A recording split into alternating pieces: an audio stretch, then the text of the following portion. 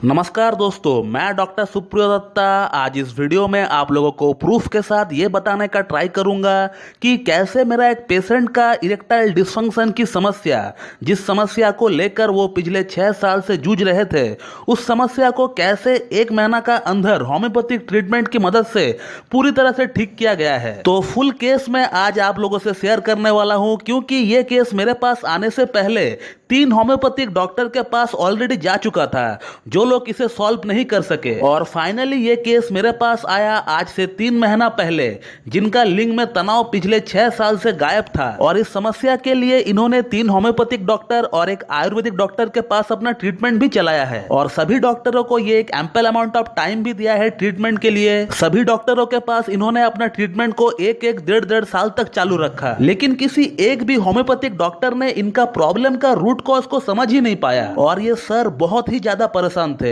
और इस बीच इनको ऐसा लगा कि इस डॉक्टर को, यानी मुझे एक बार मौका देकर देखना चाहिए, क्योंकि ये सर मुझे और मेरे वीडियोस को बहुत दिनों से फॉलो कर रहे हैं। ये पेशेंट इतना ज्यादा फ्रस्ट्रेटेड थे कि वो एलोपैथी में शिफ्ट करने ही वाले थे, बट खुद को एलोपैथी में शिफ्ट करने से पहले इन्होंने एक बार मुझसे ऑनलाइन कंसल्टेशन लेना सही समझा। और इनका केस टेकिंग के दौरान जो बातें मुझे पता चला वो ये कि पिछले 3 होम्योपैथिक डॉक्टर्स ने इनको भर भर कर मेडिसिन खिलाई है, जो कि सेक्सुअल कंप्लेंट में काम में आती है, like agnus castus, कैलाइडियम, selenium, नुफरलोटियम, acid phos, स्टैफिसेग्रिया, conium Mac, lycopodium, नक्स भूमिका, ओनस्मोडियम, सेलिक्स नाइग्रा, चाइना, टाइटेनियम। इसके अलावा सल्फर, फास्फोरस, ग्राफाइटिस, अर्जेंटम नाइट्रिकम जैसी डीप एक्टिंग रेमेडी, उसके बाद एविना सटाइवा, डामियाना, मुआरा पुआमा। इसके अलावा patent medicine like R41, Damiya plant, Damiya Ford, etcetera etcetera. ये सभी मेडिसिन जो मैंने अभी नाम लिया है, ये सभी मेडिसिन जो है इनका ऊपर ऑलरेडी ट्राई हो चुका है। और इस तरह उल्टी सीधी दवाइयां एक साथ रेकमेंड करने का कारण से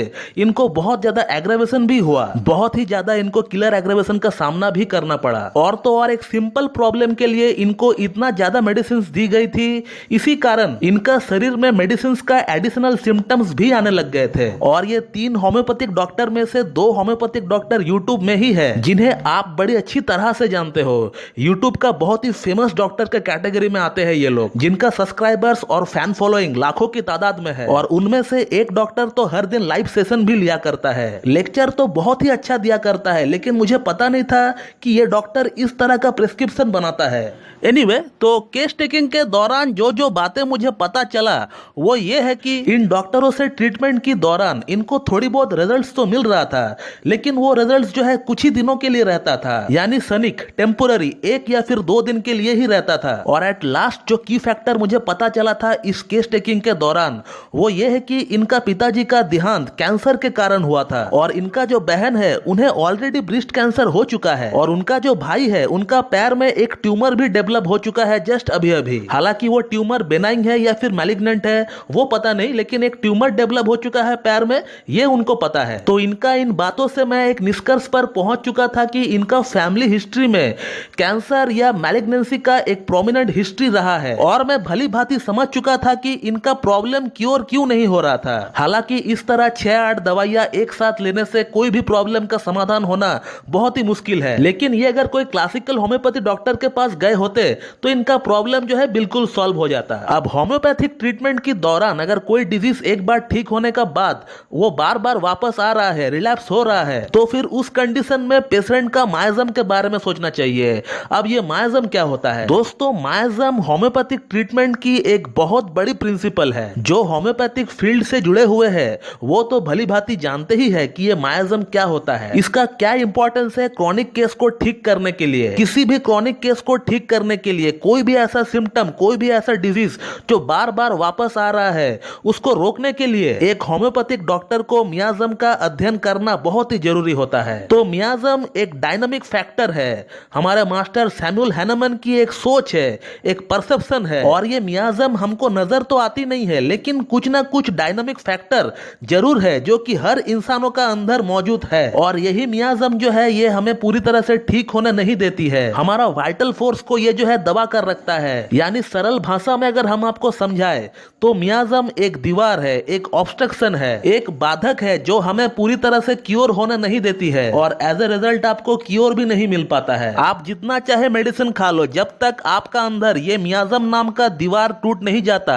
तब तक आपको क्योर नहीं मिल सकता दोस्तों। और अब अलग अलग मियाज़म को तोड़ने के लिए अलग अलग एंटी माइस्मेटिक दवाइयां भी दी जाती है। लाइक सोरा मियाज़म को तोड़ने के लिए सल्फर और सोराइनम जैसी मेडिसिन का यूज की जाती है। सिमिलरली सिफिलिस मियाज़म को तोड़ने के लिए मर्कसोल और सिफिलिनम का इस्तेमाल किया जाता है। और उसके बाद आता है साइकोटिक मियाज़म, और साइकोटिक मियाज़म को तोड़ने के लिए थुजा और मेडोराइनम का इस्तेमाल किया जाता है। फिर आता है ट्यूबरकुलर मियाज़म, और ट्यूबरकुलर मियाज़म को तोड़ने के लिए हम लोग ट्यूबरकुलिनम का इस्तेमाल करते हैं। और सबसे लास्ट जो मियाज़म आता है उसका नाम है कैंसर मियाज़म, और कैंसर मियाज़म को तोड़ने के लिए हम लोग कार्सिनोसिन का इस्तेमाल करते हैं। और मेरा ये पेशेंट भी कैंसर मियाज़म से ही है, और इसीलिए इनका कैंसर मियाज़म को तोड़ने के लिए इनको कार्सिनोसिन 10 mg का 1 सिंगल डोज दिया गया है। और फिर अगला 15 दिन तक के लिए इनको और कोई भी मेडिसिन नहीं दिया गया है। और 15 दिन के बाद से इनको एग्नेस कैस्टस 30 2 बूंद सुबह 2 बूंद शाम को लेने के लिए कहा गया, और वो भी 15 दिन तक के लिए ही लेने के लिए कहा गया। और फिर उसके बाद एग्नेस कैस्टस को 200 पोटेंसी में 2 डोज दिया गया है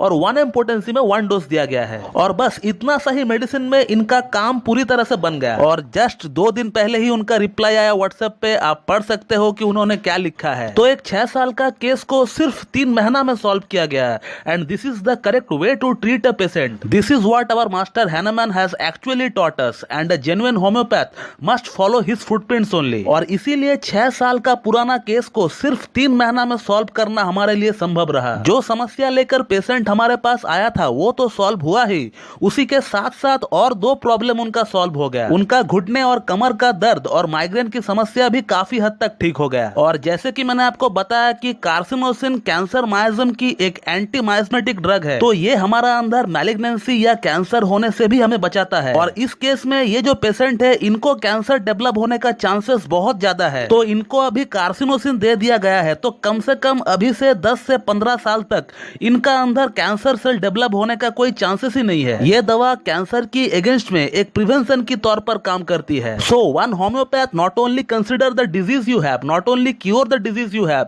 इन fact he tries to cure the entire patient as a whole from top to bottom. तो दोस्तों मैं इस वीडियो को यहीं पे एंड करता हूं, और मैं उम्मीद करता हूं कि होम्योपैथी का रियल पावर क्या है आप लोग आज इस वीडियो के माध्यम से भली भांति जान पाए। और अगर आप लोगों को मेरा वीडियो अच्छी लगती है तो एक लाइक जरूर कर दीजिएगा, और साथ ही साथ मेरे चैनल को सब्सक्राइब कर दीजिएगा, और बेल आइकन को दबाना बिल्कुल भी ना भूलो दोस्तों। So thank you very much and have a good day.